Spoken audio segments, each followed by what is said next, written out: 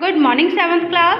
आज की हिंदी की क्लास में हम पाठ 14 प्यार की नींव का अभ्यास कार्य करेंगे। हमारा पहला प्रश्न है, सही विकल्प पर सही चिन्ह लगाइए। फर्स्ट, छोटे बड़े सब मौलवी साहब कहकर किसे बुलाते थे? रहीमुल्ला को, रहमतुल्लाह को या रहीम को? तो बच्चों यहाँ पर आएगा छोटे बड़े सब मौलवी साहब कहकर रहमतुल्लाह को बुलाते थे। सेकंड देखिए बच्चों, मौलवी साहब के बेटे का क्या नाम था? करीम, कबीर या फ़कीर? तो यहाँ पर क्या आएगा बच्चों? मौलवी साहब के बेटे का नाम करीम था। थर्ड, मौलवी साहब का बोल कैसा था? कठोर, मीठा या कड़वा? तो मौलवी साहब का बोल मीठा था। फोर्थ देखिए बच्चों, मौलवी साहब ने छोटा सा स्मारक किसके लिए बनवाया था? अपनी बेगम के लिए, अपने बेटे के लिए या दोनों के लिए? तो मौलवी साहब ने छोटा सा स्मारक दोनों के लिए बनवाया था, अपने बेटे के लिए भी और अपनी बेगम के लिए भी। तो यहाँ पर आएगा दोनों के लिए। फिफ्थ देखिए बच्चों, देर रात तक मौलवी साहब किनकी जीवनी पढ़ते रहे? प्रेमचंद्र की, रविंद्रनाथ टैगोर की या मोहम्मद साहब की? तो यहाँ पर आएगा देर रात तक मौलवी साहब मोहम्मद साहब की जीवनी पढ़ते रहे। सिक्स्थ देखिए, मौलवी साहब की चारपाई से 2 गज की दूरी पर कौन रुक गया था? गिरधारी, देवी या लीला? यहाँ पर आएगा गिरधारी, क्योंकि गिरधारी उन्हें मारने के लिए आया था। प्रश्न ख देखिए बच्चों, रिक्त स्थानों की पूर्ति कीजिए। फर्स्ट, थोड़ी सी डैश की बस्ती थी, मतलब यहाँ पे क्या आएगा? आबादी। वो जो गांव था उसके अंदर थोड़ी सी आबादी थी, ज़्यादा लोग नहीं रहते थे, थोड़े लोग रहते थे, थोड़ी सी आबादी की बस्ती थी। टू देखिए, बच्चों से डैश को बहुत स्नेह था और बच्चे भी उन्हें प्यार करते थे। तो यहाँ पर क्या आएगा? बच्चों से मौलवी साहब को बहुत स्नेह था, प्यार था और बच्चे भी उन्हें बहुत प्यार करते थे। थर्ड देखिए, बच्चों के गुरु होने के कारण वे सारे गांव के डैश और डैश बन गए थे।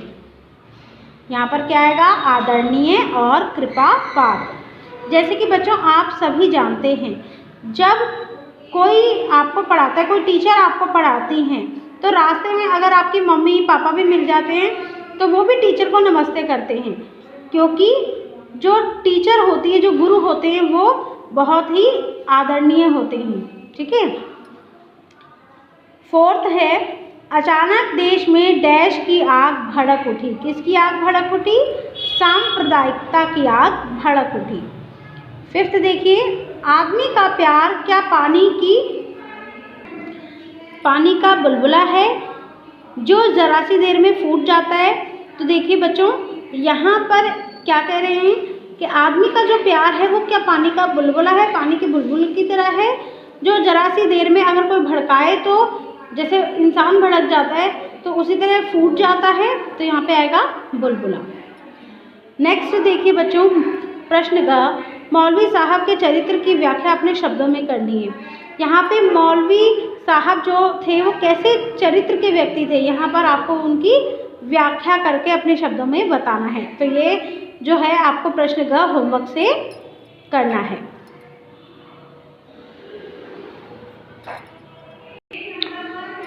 प्रश्न घ है, सही वाक्य पर सही तथा गलत वाक्य पर गलत का चिन्ह लगाइए। देखिए बच्चों, ये यहाँ पर सही गलत हैं। जो वाक्य सही हैं उनके आगे आपको सही का निशान लगाना है और जो वाक्य गलत हैं आपको उनके आगे गलत का निशान लगाना है।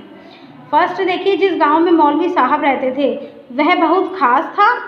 तो यहाँ पर क्या आएगा? रॉन्ग।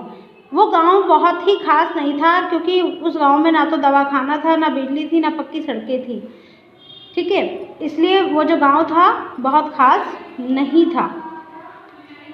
सेकंड देखिए, मौलवी साहब गांव के बच्चों के गुरु थे। तो यहाँ पर आएगा सही, क्योंकि मौलवी साहब गांव के बच्चों को मदरसे में उर्दू पढ़ाते थे। थर्ड है, गांव में मौलवी साहब की कोई इज्जत नहीं थी। क्या ये सही है?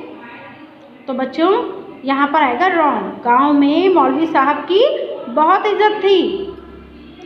फोर्थ देखिए, सांप्रदायिकता के कारण मौलवी साहब के मित्र भी उनके दुश्मन बन गए थे।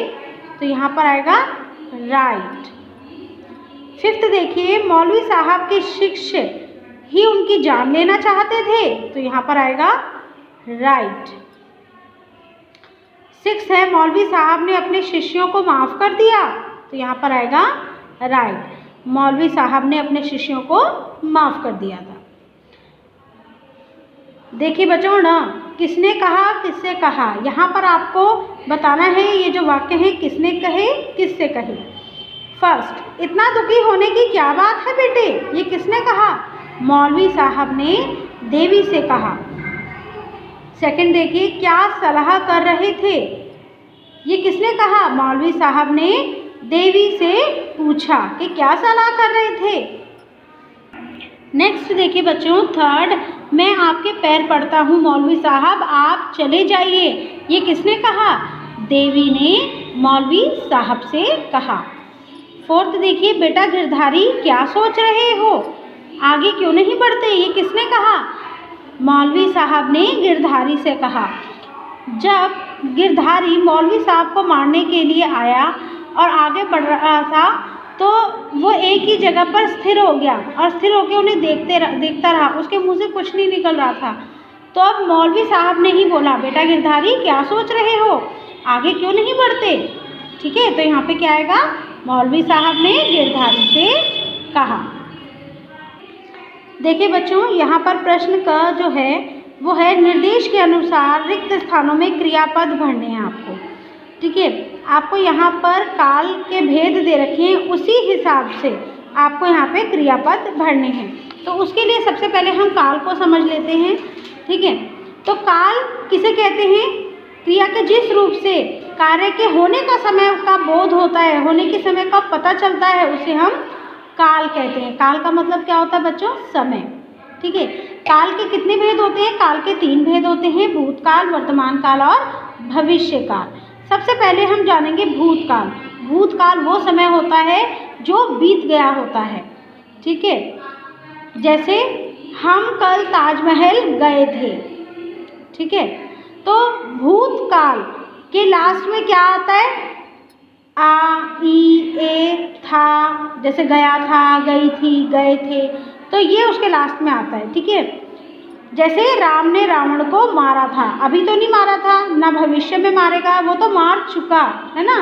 तो राम ने रावण को मारा था। कृष्ण ने गोवर्धन पर्वत उठाया था। तो इसे हम कहते हैं भूतकाल।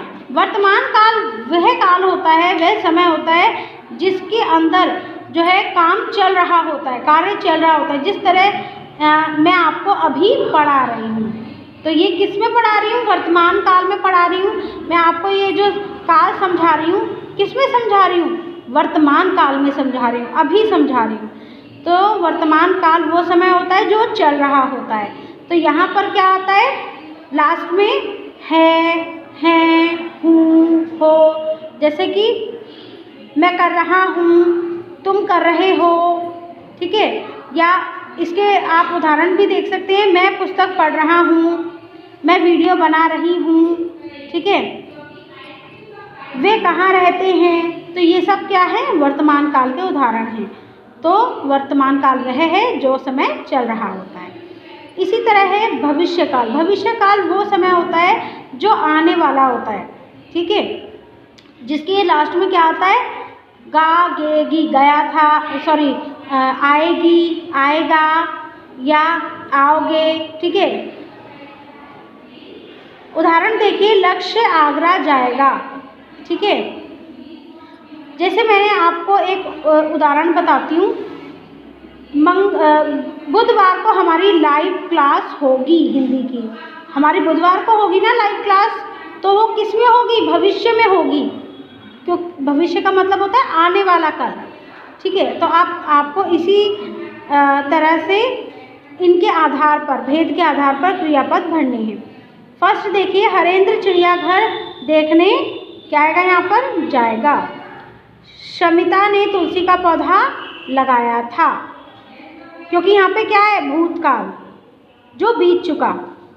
थर्ड देखिए, जया और विजय विद्यालय जा रही हैं क्यों आएगा, क्योंकि यहाँ पर वर्तमान काल है। नेक्स्ट देखिए बच्चों, फोर्थ है दिव्या ने पाठ, भूतकाल है, मतलब यहाँ पे क्या आएगा, पढ़ाया था, क्योंकि ये क्या है, बीत चुका। फिफ्थ देखिए, सुंदरी बाजार भविष्यकाल, भविष्य में होने वाला, मतलब सुंदरी बाजार जाएगी। तो बच्चों आज के लिए बस इतना ही। आज का आपका होमवर्क है, जितना मैंने आपको बुक वर्क कराया है, अभ्यास कार्य कराया है, वो आपको अपनी पुस्तक में कंप्लीट करना है और साथ ही साथ याद भी करना है। Thank you.